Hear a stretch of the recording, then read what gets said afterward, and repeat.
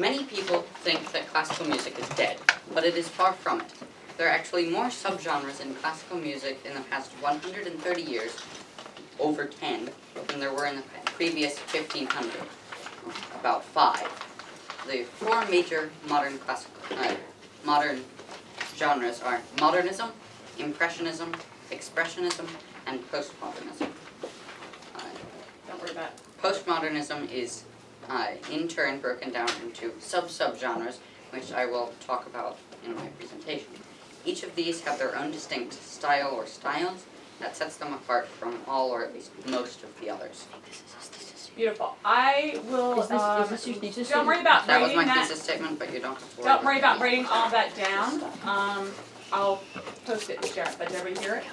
Yeah, sure. And I'm sure you'll be illuminated as Rowan goes. I need to get my notes.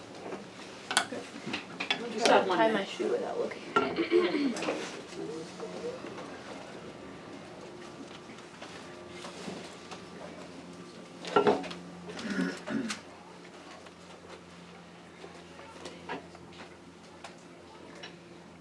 So, of course, we are going to start by defining what modern classical music is, just as a brief overview.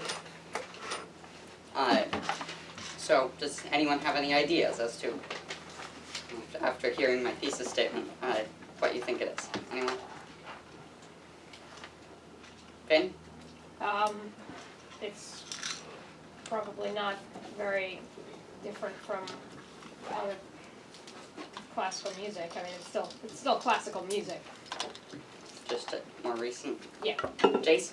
Yeah, so probably classical style music that's been written within the past century. Very good definition. So we're going to take the classical music out of that and define what classical music is. So, definition of classical music is art music from about 1730 to 1820. Now, that's not what most people would define classical music as, but we'll get to that later. So, from that we can use it to say that modern classical music is art music from about 1890 to 1945. Now that seems kind of counterintuitive because it's not 1945 currently. You would think that modern would go to the present, but we don't like that definition of classical music. We want to use that definition of classical music. So classical music from about 1730, that's the same, no it's not. It's classical music from about 1730 to 1820. You see it's the same time range, but it's classical music with lowercase c and lowercase m versus art music. So we can take classical music down there and define classical music as art music from 400 CE to present with distinct lines between it, rock, pop, and jazz and other modern genres. Then we can go up here, modern classical music, all lowercase. Classical music from about 1890 to present. Now there's some classical music that's from after then that's not modernism, not modern classical music, but by and large that's what it is. So there's our definition. Just as an aside, we'll talk about this later, modern classical music capitalized is just modernism. So some definitions. It seems that would be an issue. There we go. So, dissonance is these are just some musical terms that I will be referring to. So dissonance is like when chords sound or notes sound ugly, like that's dissonant, and that's dissonant. That used to be considered dissonant, but now it's not. That's dissonant. A bunch of dissonant, ugly sounding things. Alright. Meter, at least in the context that I'll be talking about it, is the number of beats in a measure or like bit of music. Like when you're tapping your toes to music, normally you're tapping it on the beat, and normally they're in sections. Each section is called a measure. A key is like a scale. It's not exactly, but there's major keys and minor keys. Major scale. It goes C major, and there are different major scales, each that are different key. Rhythm is the pattern of note lengths in a piece of music, and dynamics is how loud or soft something is, pretty much. So, this is a timeline of classical music. It starts with medieval, which is about 400 to 1400, and the Renaissance, 1400 to 1600. I won't be talking about those as much, but and you have Baroque, which is about 1600 to 1760, classical, 1730 to 1820, Romantic, 1780 to 1950, Modernism, 1890 to 1945, Postmodernism, 1930 to present, and Contemporary, which is 1945 to present. However, we're only going to be focusing on the stuff that's now not shaded out. That's modern classical music, lowercase. So if you remember, there was modern classical music, lowercase letters, lowercase. So pre-modernism would be all of this stuff before modernism. Baroque is Handel and Bach. You've probably heard Handel's Messiah, which should be opening here shortly.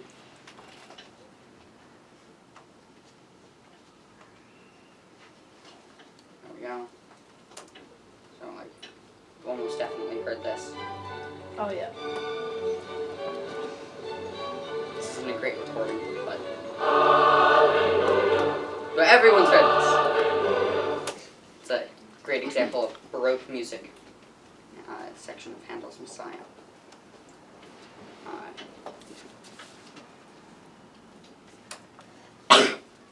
So you have classical, which is, again, 1730 to 1820. Bach, from the Baroque period, wrote the rules for it. And then Beethoven's Ninth Symphony basically completely broke them. You know, Beethoven's Ninth Symphony, Freude, schöne Goethe, Funken. I used to sing that all the time in group 2. Yes, you do. So, and then Mozart is also a very commonly known classical composer. Romantic, famous composers are Brahms and Verdi. Not quite as famous as from the classical period. And then you have Grieg, who wrote the Hall of the Mountain King.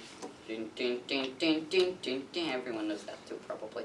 Maybe not as much as Beethoven's Ninth and Handel's Messiah, but now everyone's singing it. Yeah, I told you everyone knows it. This is also true. So now we have modernism. Many debated start and end times, but the most commonly used is 1890 to 1945. Some of the major aspects of it were lack of tonality, or lack of complete tonality, lack of a set meter, and an attitude. It's an attitude rather than just a set time frame, a writing style, and it rejects traditional rules and theory. So, we have atonal and the 12-tone technique, which was probably invented by Arnold Schönberg, but we don't really know. And gives each note of the chromatic scale equal use. I'll play the chromatic scale in a bit. Many composers, such as Stravinsky, who were originally completely against it, then adopted it later in their career. And it was illegal in Nazi Germany because it was degenerate and sounded awful, which you'll What's see it called? later. What's what called? The type of music that's illegal in Germany. Atonal, 12-tone music. I try to keep the titles of the slides to what we're talking about. Jace has a question too. Jace, So what exactly is 12-tone music? I'm getting there. So you'll get to listen to some later in my next genre, but I'm going to play some scales. The first one I'm going to play is the ascending and descending 12-tone chromatic scale, so you have to. This sounds pretty weird because you're expecting the usual major scale.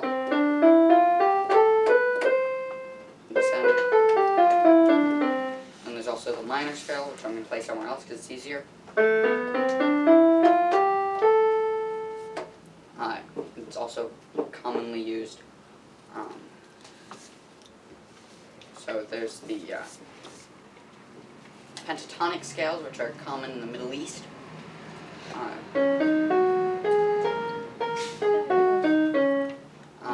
Whole tone scales.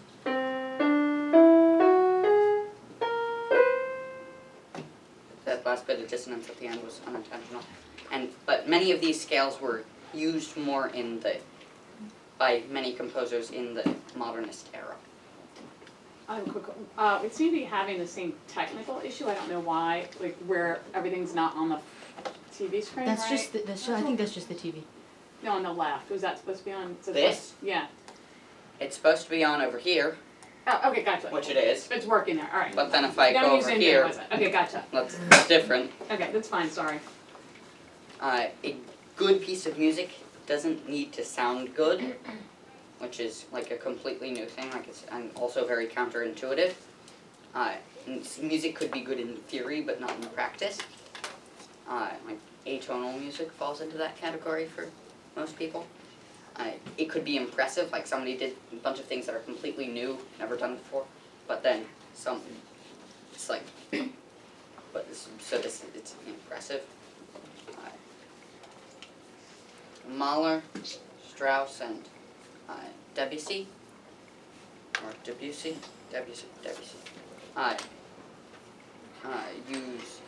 They all started as romantic, but then went off and did their own thing, pretty much.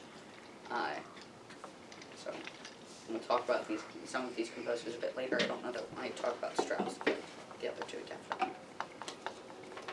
So, Free-Rhythmic was used by Stravinsky and me in my composition, which you'll get to hear later. Uses multiple meters, which I defined earlier, or rhythms simultaneously, or frequently changing meters. Sometimes even no meter at all. So, many Stravinsky used that a lot. So, Gustav Mahler and Ralph Vaughan Williams wrote long, not so much Vaughan Williams, but one of Mahler's symphonies was 90 minutes long. One of his also contained a love song for his wife, so it's very emotional symphonies, and this acted as a bridge from Romanticism into modernism. So, during the interwar period, so between World War I and World War II, many composers went back to older styles of music, which was then referred to as Neoclassicism, Neo-Romanticism. Some of these words I made up because they're used, but it's not really a word. So these were used mainly in the interwar period. So that was modernism. Now we have Impressionism, which is not like modernism at all, except most of the styles are like exactly the same. So, yeah, I can't tell the difference. They sound the same to me. So, this term, like Expressionism, which we'll talk about in a bit, originated in visual arts, but then was then applied to music and architecture, other art, forms of art. Again, lack of set meter, lack of complete tonality. It's an attitude, not a set time. Okay, it's not. Kate?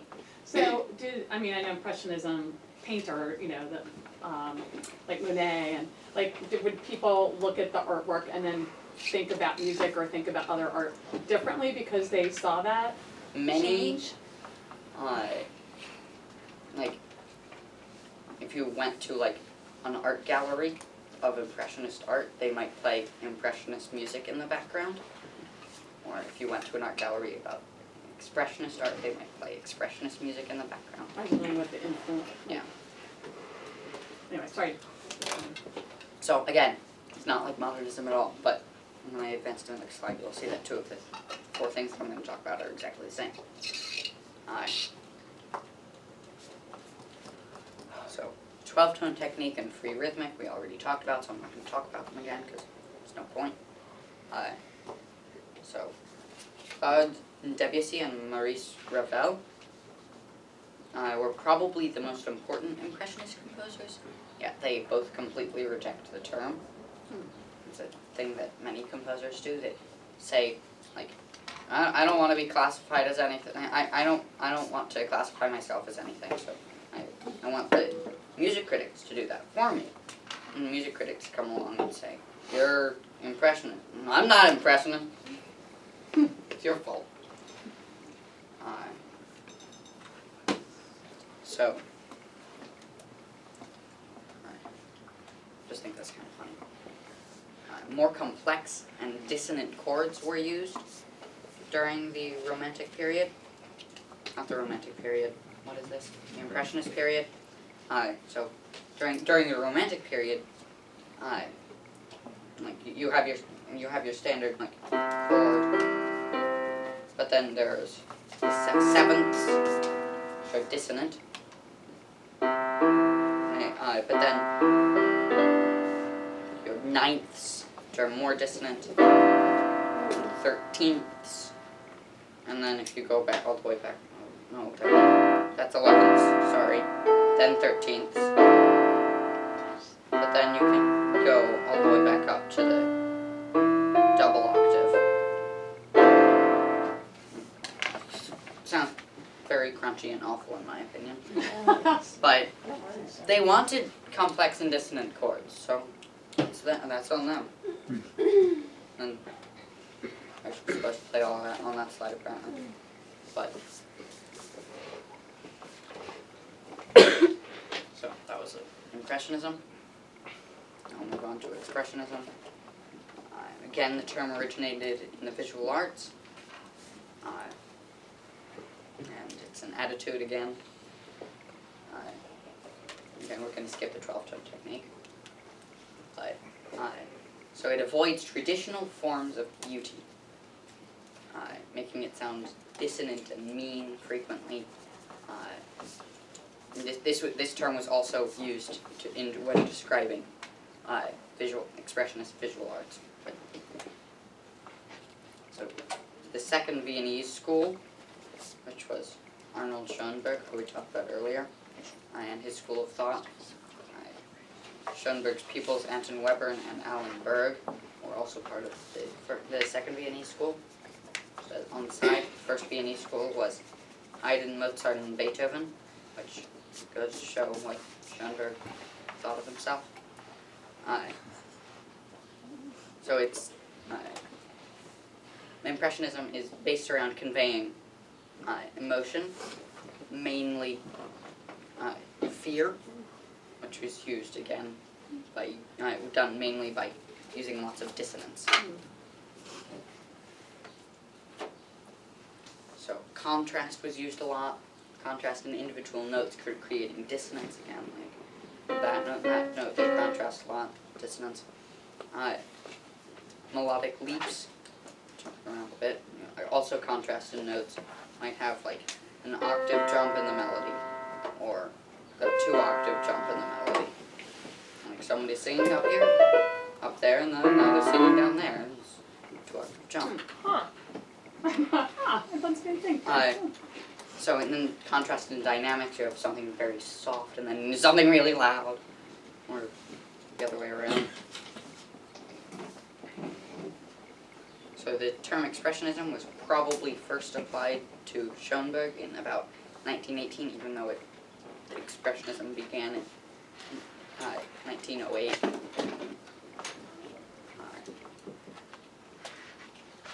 So Schönberg can also be spelled, just as an aside, Schönberg can also be spelled with an OE instead of an O umlaut, like that, but should still be pronounced Schönberg, not Schoenberg. Some people pronounce it that way, but it's wrong.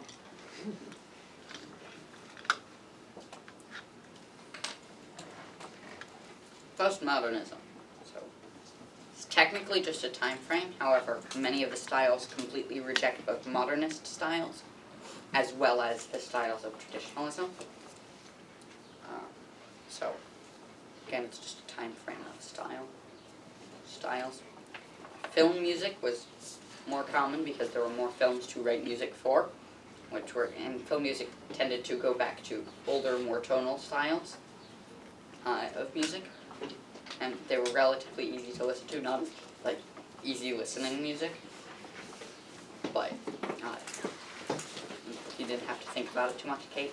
Well, I wrote down right before this, just under my questions, like silent films, because like around the time periods when like silent movies, and a lot of that, like when you were talking about contrast and things and expressionism, like you can hear, was that like kind of what you're talking about too, that background to silent film, like you know the.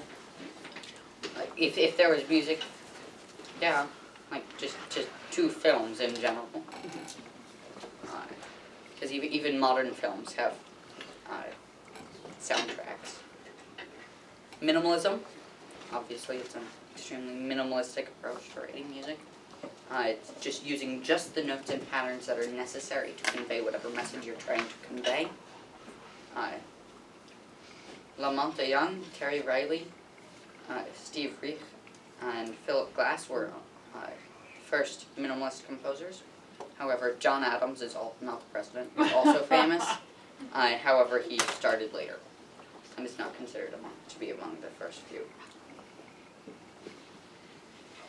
Household items and primitive instruments such as like a beer bottle were used as instruments, or even like recording sounds in nature and then like, playing them back, that's my piece of music or whatever. Long pieces, sometimes even up to 6 hours long, meant to last an entire evening for dinner parties or whatever. More informal.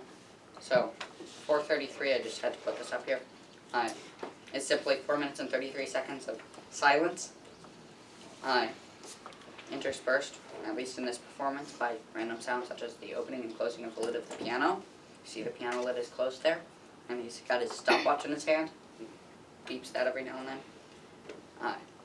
And it got Best Christmas Song of the Year in the United Kingdom in 2010. Also just wanted some quiet, peace and quiet for once. So, and I'm just going to prepare you for the next 2 slides, which are about post-minimalism. They're about the same style, however the slides are different. There is one slight difference in them, or 2 slight differences actually. Pay careful attention, and there are exactly no errors in them. I spent like 20 minutes trying to make sure that there were no errors in them. So, post-minimalism is an expansion of minimalism by a later generation in a more traditional concert format. And you have post-minimalism, Wait. Okay, continue. which is spelled differently, Yeah. yes, which is an expansion of minimalism by the same generation, we'll move out of the way, in a more traditional concert format. So they're very similar styles. However, for some reason people use a different spelling of post-minimalism when describing composers such as John Adams, who for some reason goes under the first kind of post-minimalism, versus Young and Glass, who fall under this variety of post-minimalism. So these styles are very similar to minimalism, but again, they're in a traditional concert format. Like you go sit down and listen to the opera rather than you have whatever playing in the background while you're eating your cheese. So now we have contemporary, which I just put all of the stuff that wasn't minimalism or post-minimalism in here. So it's about starting in 1945. sometimes people would say 1975 hasn't yet. It contains themes from many other cultures, specifically Jewish themes. I don't know if this had anything to do with Leonard Bernstein, who wrote lots of pieces that were completely based around like Jewish pieces. And we'll get to listen to some of his music a bit later. So again, it has a debated time frame, but it's not a set of styles. Contemporary poly-stylism, again, styles from other genres. Many different styles, even within a movement, a section of the piece, and themes influenced by random things like houses and tables. I'm quite sure how they pulled that off, but whatever. New Simplicity was a purposeful movement, rather than something that evolved like much of the others. It contained simple textures, and it was neo-romantic, mainly romantic, though other styles as well. New Complexity, which is used atonal, even microtonal, like the Indian 22-note scale. Standard chromatic scale on piano is 12-note scale, but they used notes that were in between this note and this note. When this note was played at the same time as this note and the note between those two, and you get something really crunchy. Began in Great Britain, but eventually spread to other countries. Again, abrupt changes in style and dynamics, even more than in using Expressionism.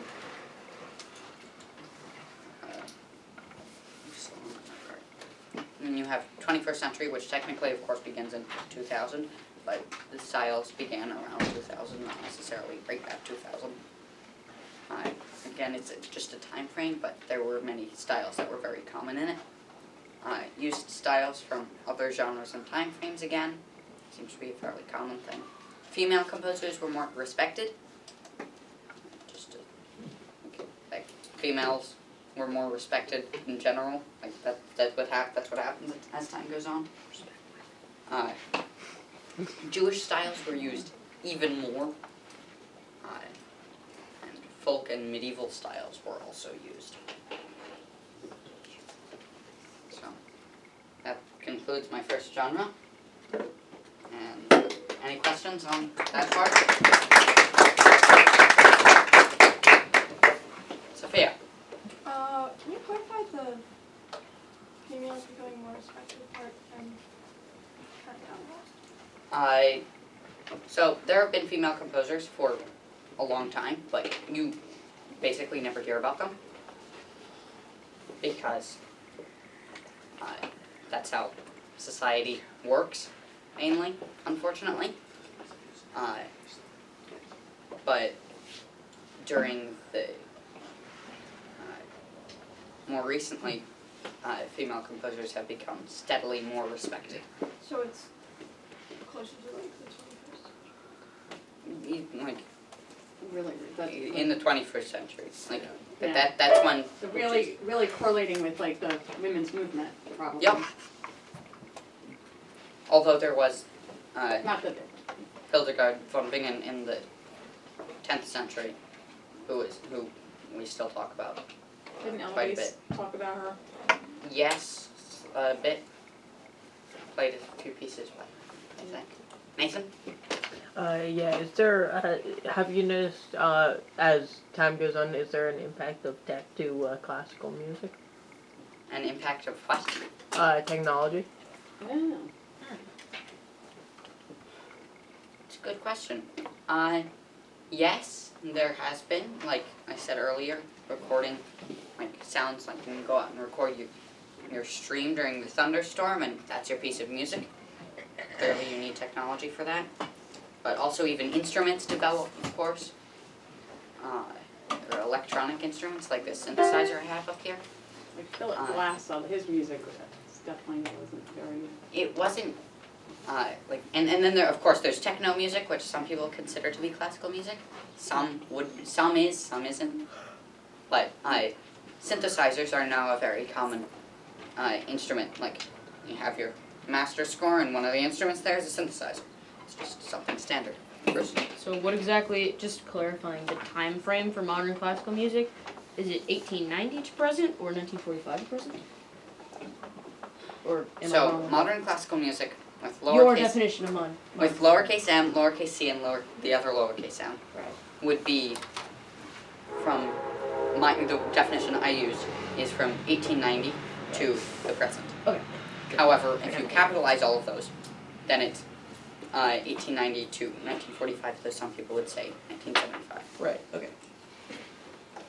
And then there's contemporary, which is 1945 to the present. Sure. So there are many different terms floating around that are similar but not the same. Any other questions on my first genre? Dad?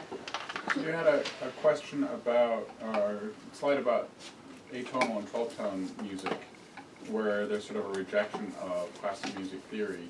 Yes? And then you come up with a statement that the piece can be good in theory, even if it doesn't sound good. And so are they developing new theories for 12-tone music, some sort of framework to judge that it's good, you broke all the rules the right way, and so it's a good piece of music? Or I don't know. But then also, like, you can convey a message. Like, like music that sounds terrible because it's very dissonant could convey the message that you're trying to convey well, and so that would be good, even if it sounds awful, because it's supposed to sound awful. So, that was my first genre. Now we will move on to my second genre, which is a discussion.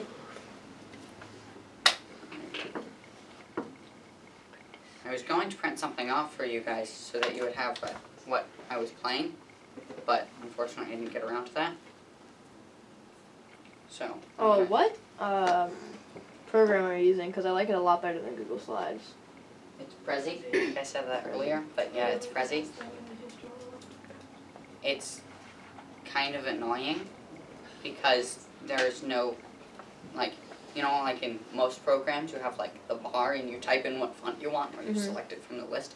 This you just have make the font bigger or make the font smaller, which is annoying. And the fonts are limited, you have to get used to the fonts. But overall, it's better than it's, you have fewer options for animations, but you also have like the zoom function. Yeah, I like that a lot. Yeah. And it's proven to be more mentally engaging. Yes. I felt engaged. Good job. On the other hand, it gives some people nausea. So then there's that. So.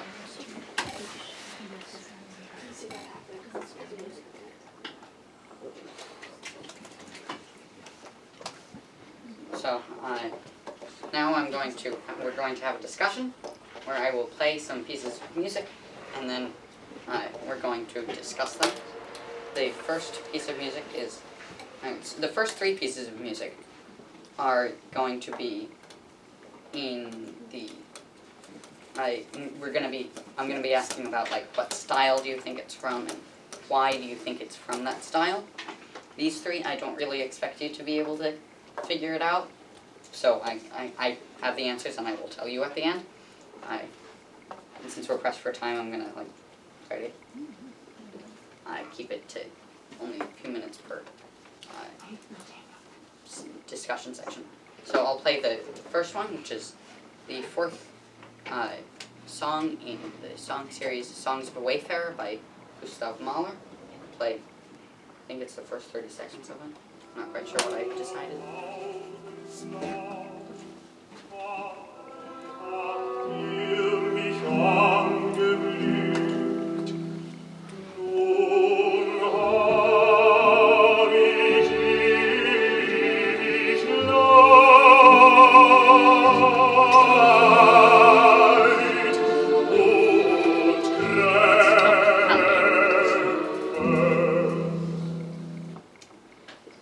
Thoughts?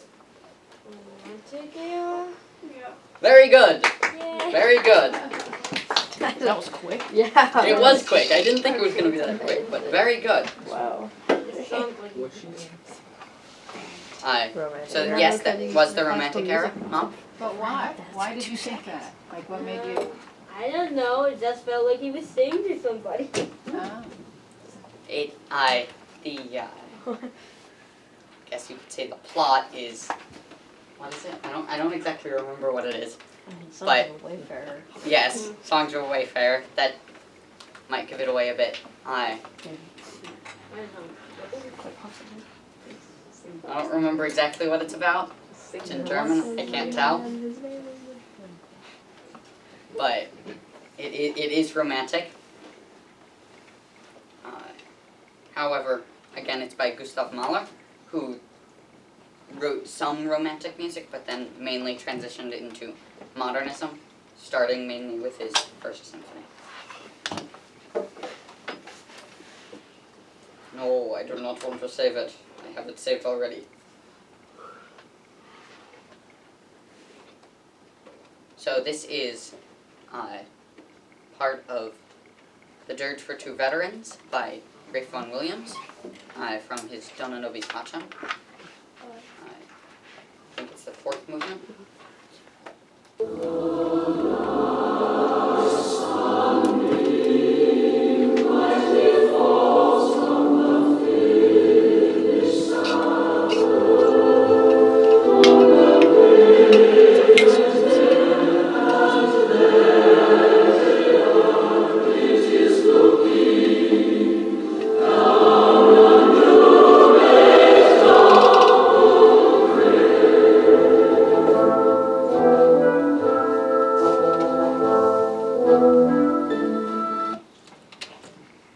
So that was that. Any thoughts?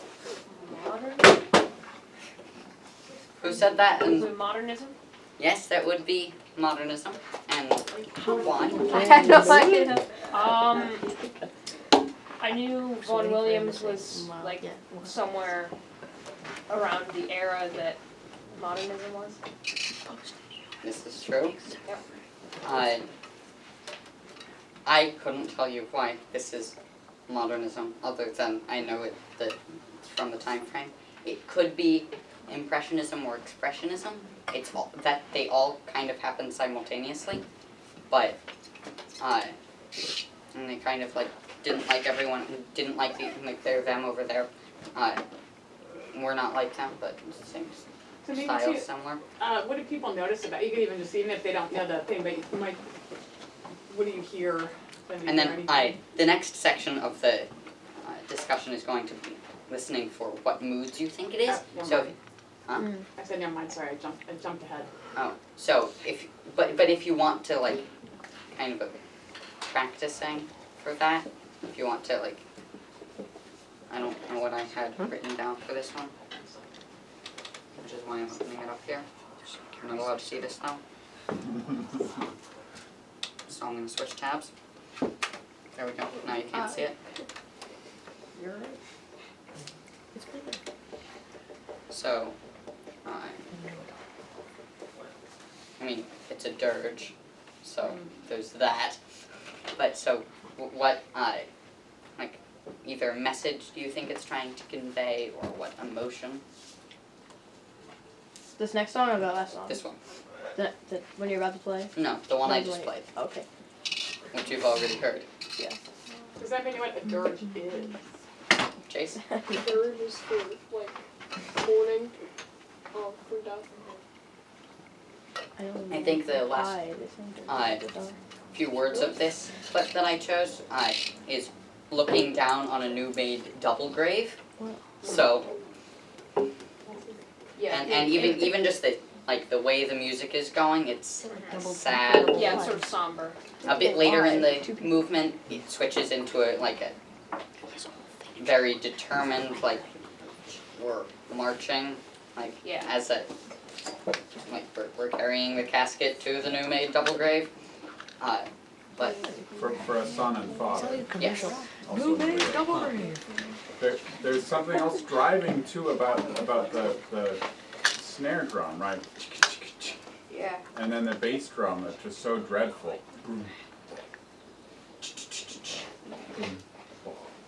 Play it again, Rowan. play it again. Yeah. I have to open it again. I just closed it. It's hard with just one listening to. And since the past two have taken such a short amount of time,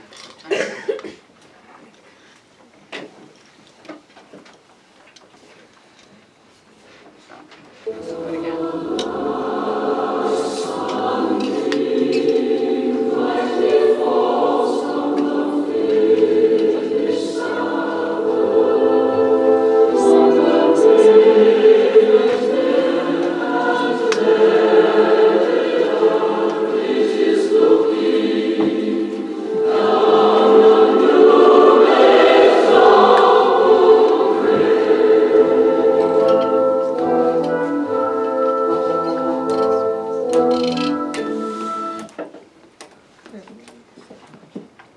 So it's at least to me, it's clearly a very sad, Yeah. There's no no. considering it's a dirge. I think it like sad Christmas. I think it sounds kind of like Christmas. Yeah. I don't know. I wouldn't describe it that way, but maybe. Then again, 4 minutes and 33 seconds of silence got best Christmas songs, so hey, whatever, anything's possible. This is gonna be louder, I think. Yeah, this is gonna be louder. 4 minutes, 33 seconds. No, this is no. That's gonna be very quiet. We're not gonna listen to that though. Takes too long. I mean, I could play it for you if you want. I'm playing it for you right now, except Yeah. I'm talking too loudly. I should probably tell you what this is. So this is part of the Chichester Psalms by Leonard Bernstein. I told you we were gonna listen to some of the stuff by him. He doesn't want to keyboard command today.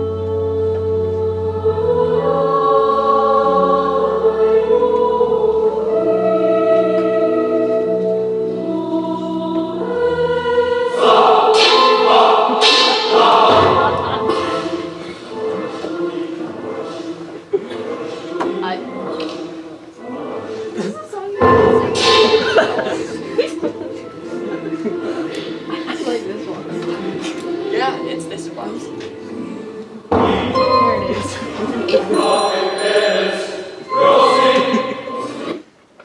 Etc. Wow. It keeps going, is what I mean by etc. It is. Neo-modern medieval It's stuck in my romanticism. head. Oh, yeah, of course. So, thoughts? I like they were steeping for like a prison. On what? Yeah, what? Was like, this either was they- this neo-classical? What do you notice, or do you know, if you don't Yeah. remember the time periods, what do you notice Yeah. conceptually? I was feeling fighting. Like, Yeah, what was I feel like he was trying to scare us. like I thought they were Yeah, that's sneaking out of what a I'm prison thinking, and the it's guards expressionism. kept filling Like Mulan. Yeah, we should play it again. I don't remember How about what it, raise your hand? I don't Yeah, remember awesome. exactly what it means, but it yeah, I don't remember what it means. What was the Jason song? had his hand up. It's part of the first section, the calm, like flowing, was part of Psalm 23, and then the intense second part was, I believe, Psalm 2.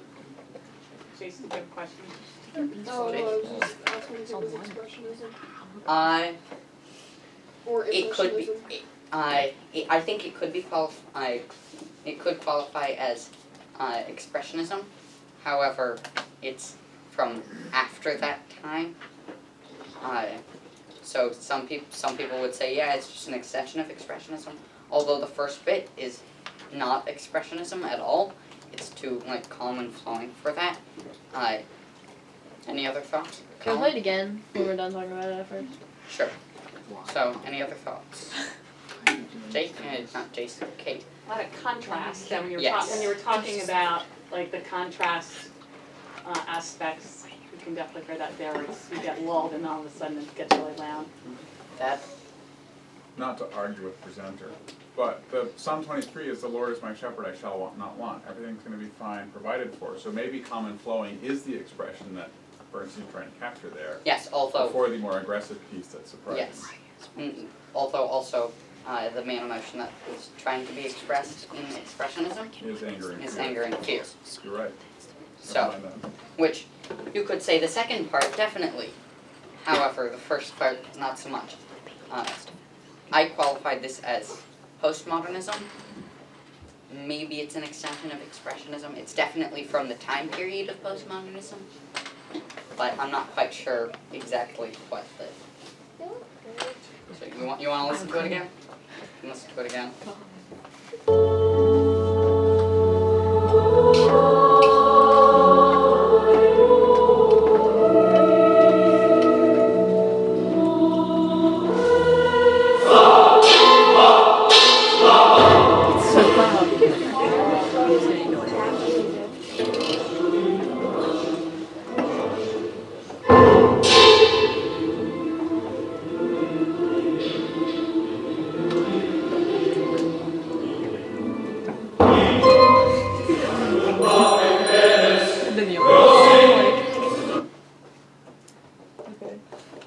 It's really hard to sing.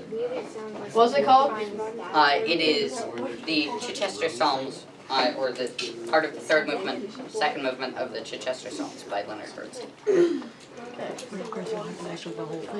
Nathaniel, did you have? Nathan? So, we're, actually, you were right, Nathaniel, but, I didn't, I thought I noticed there at the end that there was like, something that was like not an instrument, like, it sounded like a clock ringing, I don't, like, yeah. Triangle. We play it one more time. It might be something similar to a triangle or some sort of, Bell. yeah, some sort of bell. I don't know exactly what it is, but I would agree, it is some sort of, Not like ringing. necessarily an instrument that's commonly played at least. It might not be, maybe it's,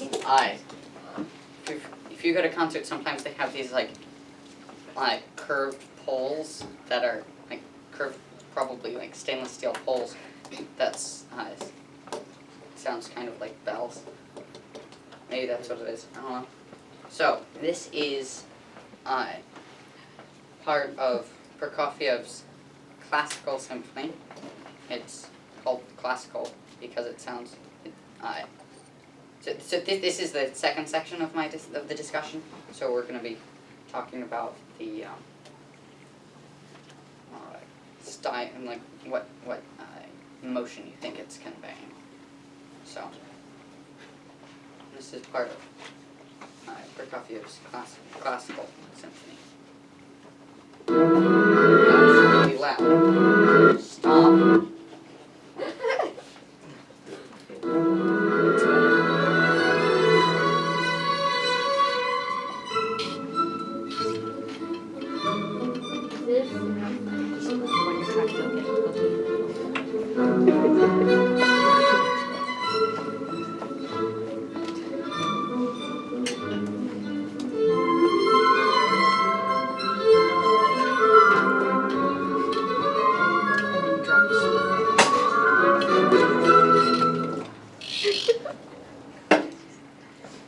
So, thoughts about what mood you think it's conveying? It sounds happy. It sounded very frolic. Yeah, I was about to say Yes. frolic. That's a great word. Not Great when word. you're trying to go get a cookie. Joyful.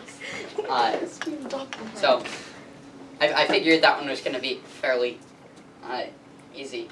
And the reason it's called is classical symphony is because it was, I don't know if he intended it to be written in the style of classicism, but it was. And so it would be also qualify as neoclassicism. So now we have part of Karl Orff's Carmina Burana, or ORFF, I think.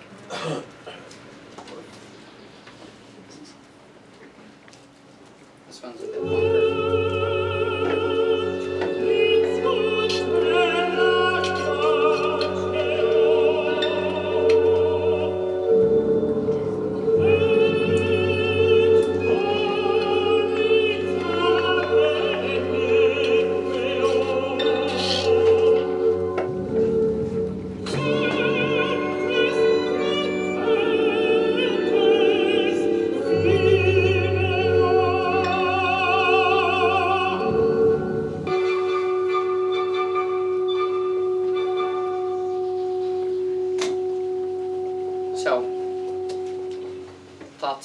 emotion that might be. Despair? Yeah, Despair, death, Destruction. Torment. yeah. All of this could be. I qualified it as. Say loss. That's a good one. I put this under anguish. That's good, yeah. So, I Tell them what the words are. I don't know what the words are, but I can tell them. So, what this movement is about, it's from the point of view of a swan who used to be like flying and swimming on the waters and is now being roasted on a spit. Oh, wow. So, That took a turn. Sounds like anguish. yeah. It's not really anguish, it's more like So yeah, it's from the point of view of the swan while the swan is being roasted on the spit. Can we hear it again so we because now we know what it's like about. But underneath the story, do you know what underneath the hidden message is there? It's a love song. It's someone's self-assessment of their love life. He loves swan meat. Guys while roasting on a spit. So. Do you want to listen to this again? Yeah, because now we know what it's about.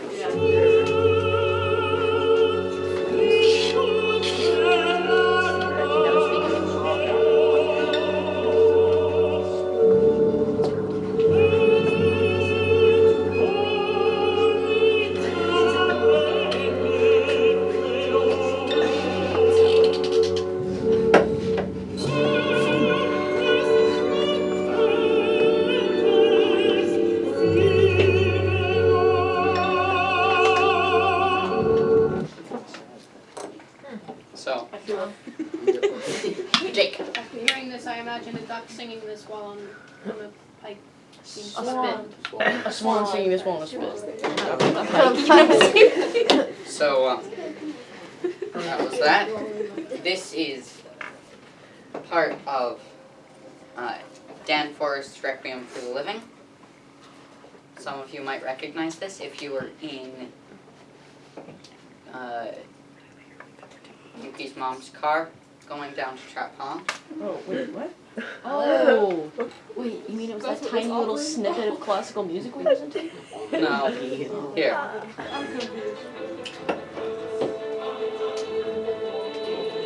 What? You sang this. Everyone said it pretty much.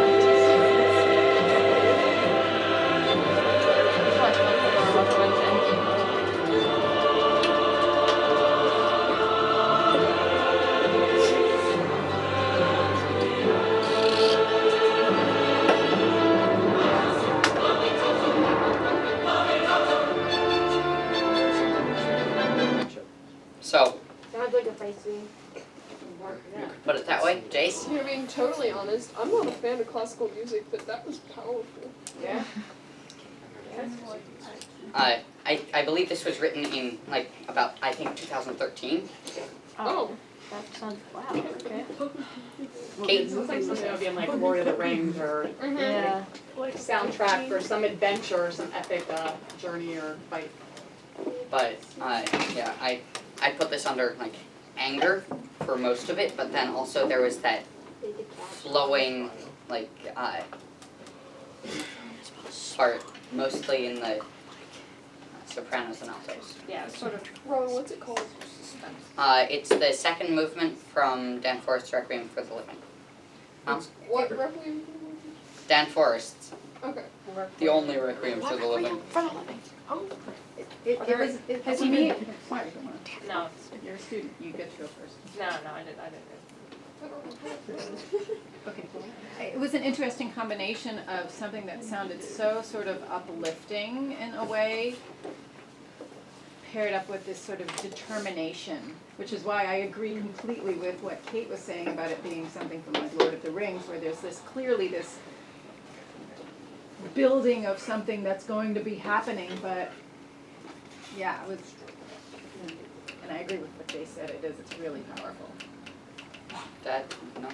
Okay. Any other thoughts? No? Okay. This is on the next card. last movement, or part of the last movement from Philip Glass's third string quartet. Oh, this is the next section actually. Getting back to like, what style do you think it is? Do you want to play?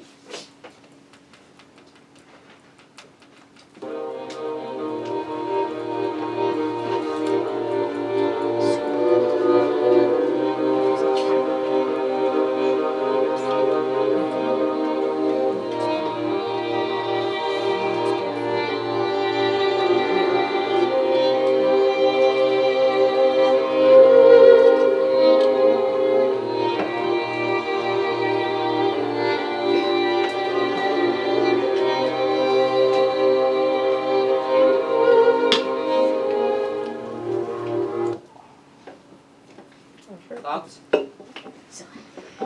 Nathan? Seems kind of mellow. Mellow, but this is the next section if you didn't catch that. For like sort of what style, Oh. if you didn't catch that. Jace? Oh, I was gonna say it sounded kind of like longing. Any thoughts on the style? Yeah. Nathan? Is it neoclassic? No. Think about the I don't want to give too much away. So think about the how much repetition there is. Watch. Oh, okay. Just saying. Is it Impressionism? Close. Postmodernism. No. No. Minimalism. Yes. Yeah, I could kind of tell that because it always sounded like was like It's like the a same couple, thing over and a over couple and over string and over. instruments. Like Yeah, it's a string quartet, yeah, right. but then it's Which also in and of itself is kind of minimalist. yes, but this is even like it's sheet music somewhere, but it's a very like it's the same thing over and over and over and over. So it kind of sounds to me like a soundtrack for a sci-fi movie where they're leaving their ruined planet in their spaceship. Having not seen any sci-fi movies, I would not know, but maybe. But yeah, this is minimalist, and it's like there's all of the very repetitive, like there's the pulse and then the alternating eighth notes.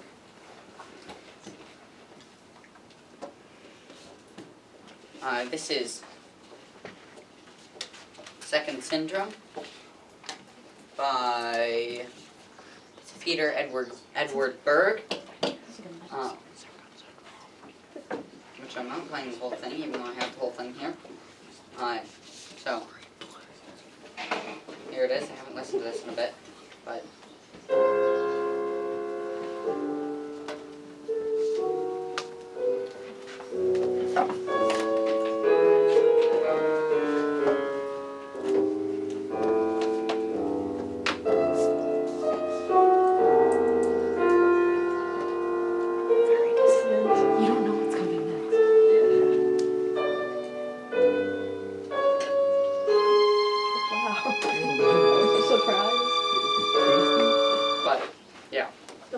It was dissonant. Yes, it was very dissonant. Jace? I want to say either minimalism because it was very minimalistic, or that one I can't remember what it was called. Where it's like one of the definitions is breaking a lot of the like not having a set rhythm. I don't remember what it was called. No, like it was a genre of music. One of your styles that was like a lot of dissonance and it doesn't. That was both modernism and impressionism. Okay. I'm gonna guess it was Impressionism.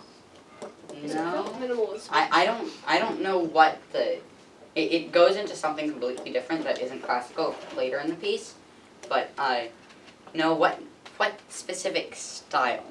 Not one that was a time frame, but a style.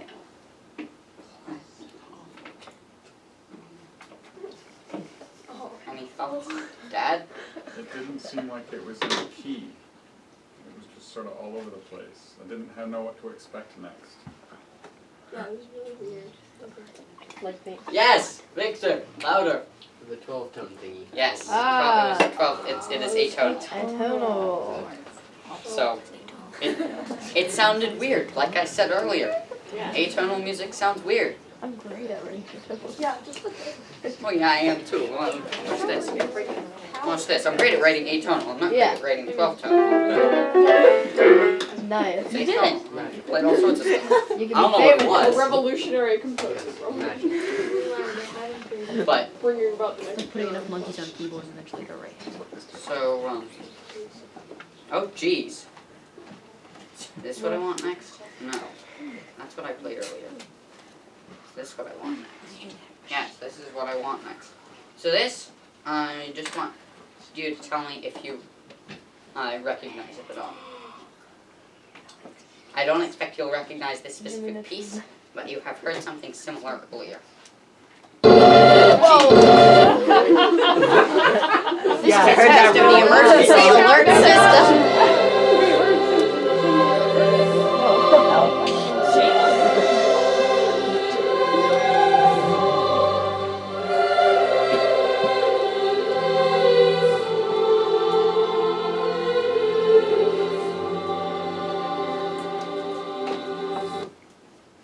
Do you recognize it? I feel like I hear you singing these lyrics a lot. Yes, I have sung Because this I'm before. sure there are many versions of it because I Yes. feel like it means many things. And also it feels like a tune I've heard before, like in other things. You've heard it Leaving on a joke earlier train. today, Yes, not from me. I thought that. Oh, it feels, what'd you say? From the beginning. You have heard it. You have heard something similar earlier today, not by me. The beginning song. Wait, the plane thing. Yes, The what? the song I played at the beginning Oh, by a 2 different points. composer. That was John Rutter's Requiem, part of John Rutter's Requiem, and this is part of the same section of Kim André Arneson's Requiem, which are they're similar. They're not the same. Spent a while looking at the sheet music, but they're similar.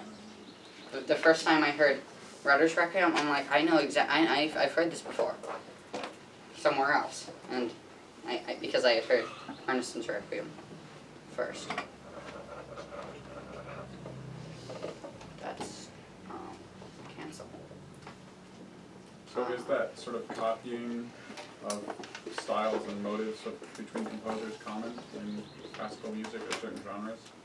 It is fairly common, yes.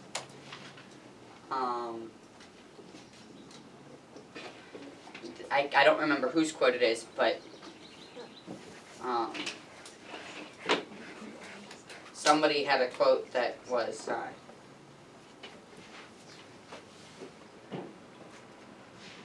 what is it? Copying isn't just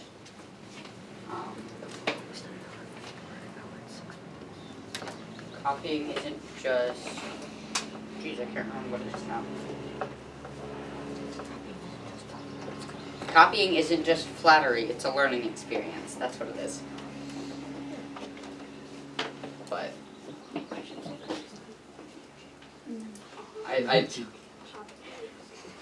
I just think that's so Arneson, I guess, really took that to heart.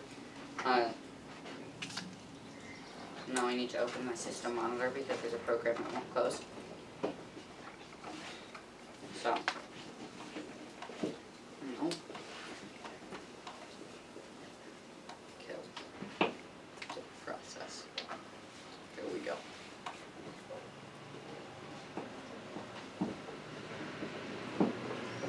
And now, once it opens, no, that didn't work.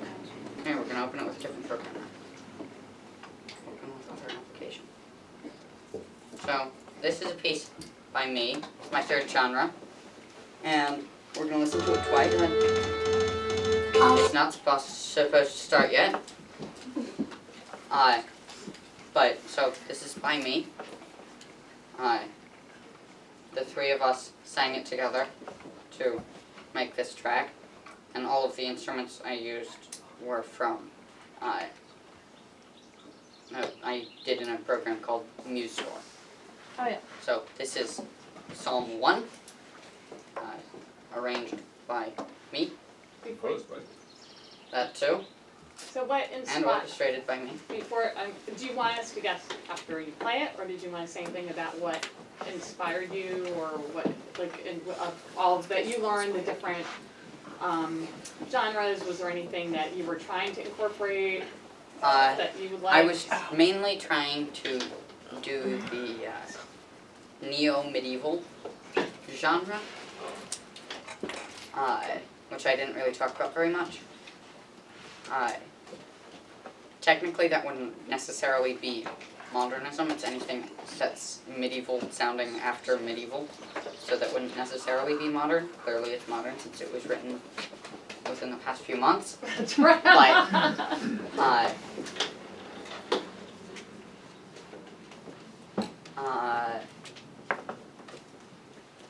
so, something I did was the first verse,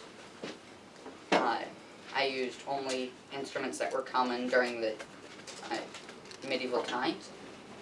For the second verse, I used instruments only common during, like, now.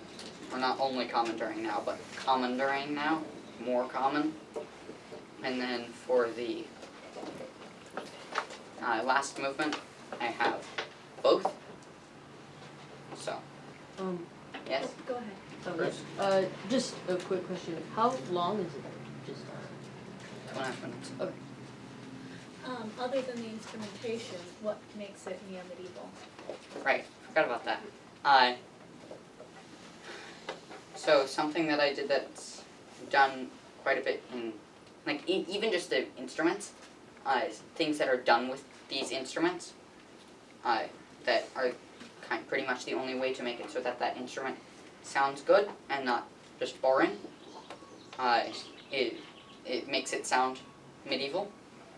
Then I also something that I did was, so there's your standard like major and minor, but then there's actually 5 other what are called modes. So there's major and minor, which were not common during the medieval times. But then there's Dorian, Phrygian, Lydian, and Mixolydian, which probably sounds like, oh my god, group 2, they tortured us with this, because they did, They did. but, Oh, oh my god. Tell them they're doing it right now, you'll have to, they're doing, that's what they're doing, studying right now, you'll have to go back and tell them. But those four modes were more common in the medieval times. Here I can play their scales because, like, there's the major scale and the minor scale. There's also the here's the Phrygian scale. I just sort out how to play it in the right key. Dorian is going to be slow.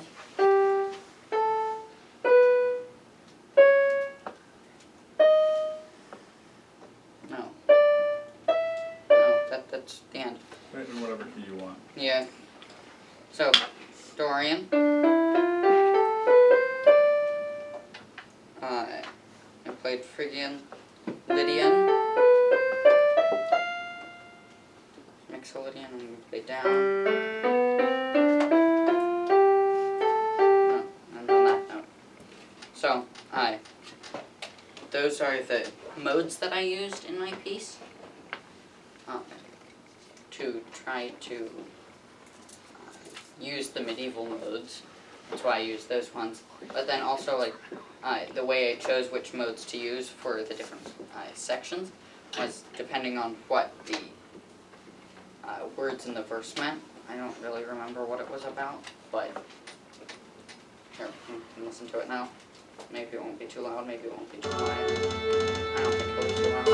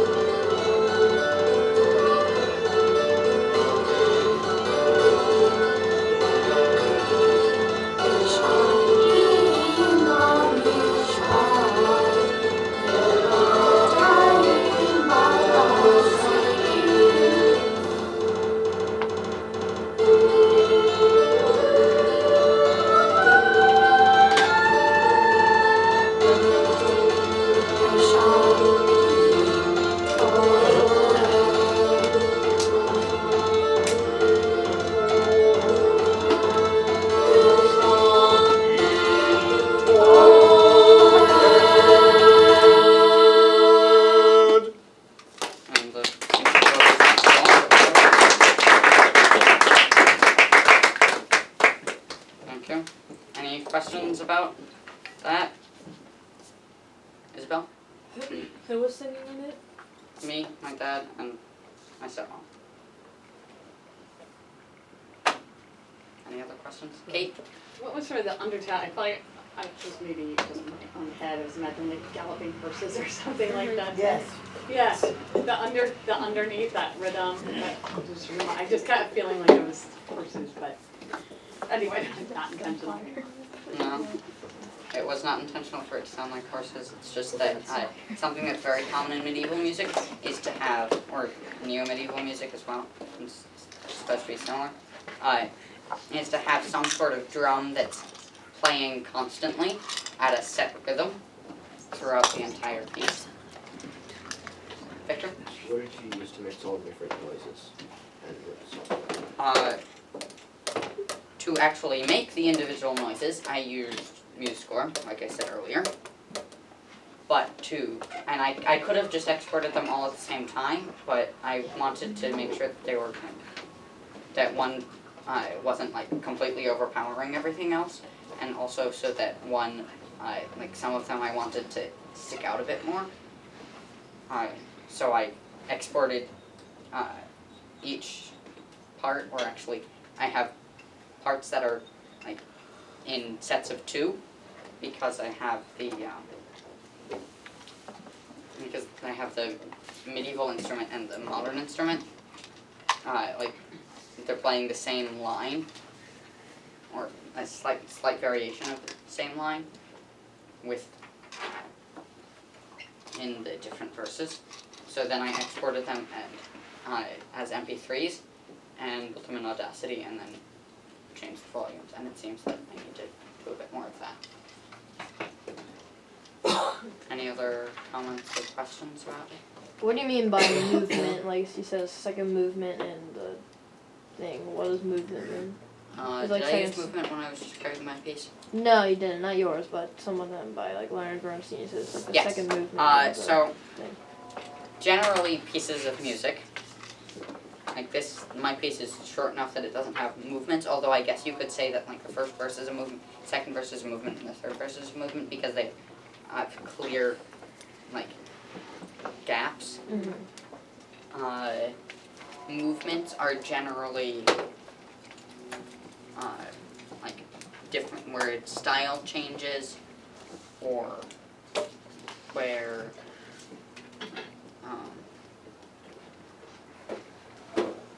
like a symphony is in 4 movements normally, although there was a symphony written recently that was in 24. But they're like standard sections of music, like the major sections. Sort of, I imagine like, you know, when we're reading Chains and Forge and Ashes, and there's like book 1, book 2, book 3. So it's sort of like, this happens and now that you're on to this like next section of the story of the music, kind of. You can put it that way. Sofna? Yeah, I think that from what I have learned about classical music, the different movements are telling a different part of the story, and the entire piece is the story, Yeah. and that's. And the composer is trying to make an interesting evening of it. When you listen to an album, there's the dance number and the ballad and the various different styles of song, even if it's all by the same artist. Are you ready to go through your sort of why, you know, the topic, what was the most interesting, if you had more time, that part of the presentation? Yeah. Unless there are any other questions about anything. Any questions about anything? No? Okay.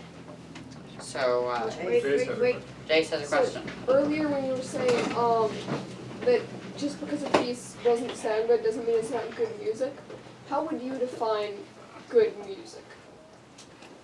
Not as a case of personal preference, but as more appreciation of the piece.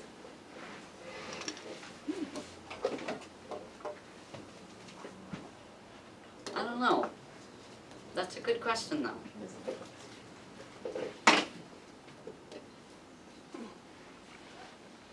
You could, so this is a good lesson for anyone who's presenting. Sometimes you might get asked a question, and either A, you're not sure about the answer, and you could say, oh, I'll look that up and get back to you, or B, if it's for something like that, let me think about it, and then I'll get back to you if you're not sure right away, and that's okay. Mhm. You don't have to like know the answers right away to everything. Yep. Do you wanna get back later? Yeah. Okay. Yeah, so through this, what was sort of, do you have that in your notes, the, I have it over here, All not my notes. well, whatever, you could go for it, like it was. So probably the thing I found most surprising was the part that I was just talking about. With good music doesn't have to sound good because it sounds completely counterintuitive. Although, yeah, I think that's probably what I found most surprising. I don't know what I found most interesting. You're pretty interested in everything, which is Yeah. which is super cool. It's fun to watch you work. Here, it's one of the most.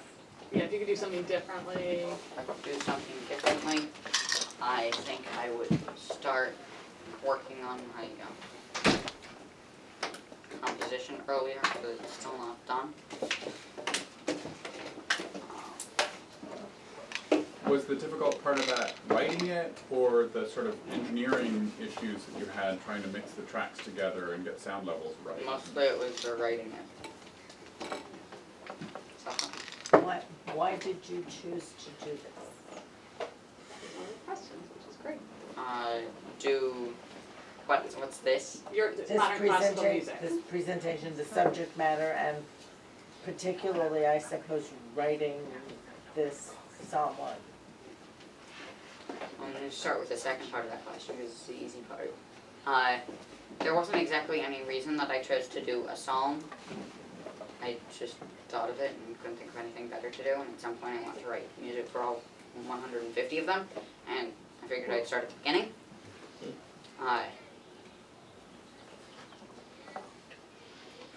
Why did I choose this topic? I don't know, I'm just really interested in it currently, at least. Is there anything you want to add that you didn't get a chance to? You're very organized, so. No. But it seems that Victor had a question. Yes. Throughout, like towards the beginning, we were talking about the different time periods and which ones were sort of at the beginning of classical music. But is there one that you personally like the best? Oh, jeez. I don't think so. I haven't heard very much music from most of them because it's not particularly common. But, yeah, I don't know.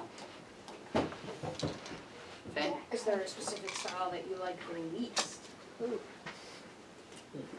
Yes, the whole atonal and microtonal. Could you play You can go and look Jacob up atonal music if you walked in want. drinking a whole thing of chocolate milk. Jace? So, the way that pitches work, this is kind of two questions. They're on sound waves. Yes. And obviously, sound waves don't have set.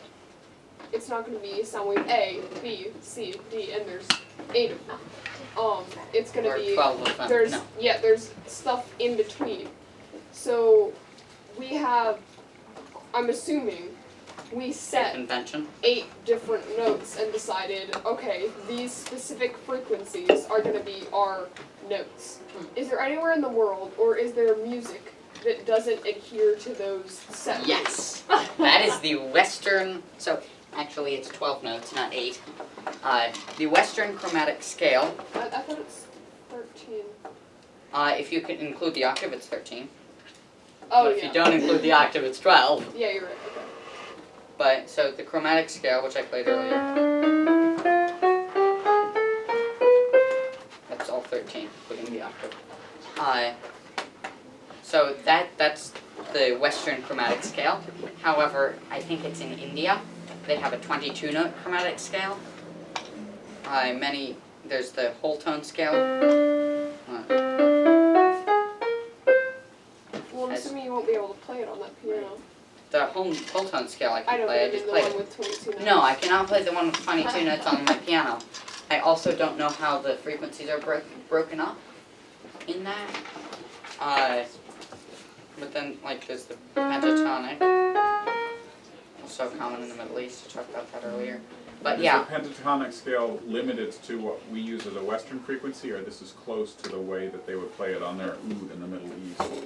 I don't know. I think it's similar because in Middle Eastern music, I believe is also entirely based on the Western chromatic scale, but has like deviations because it's near enough that I think anything that was in under the Greek Empire uses like a general Western chromatic scale because the Greeks were the ones who came up with all of the modes, etc.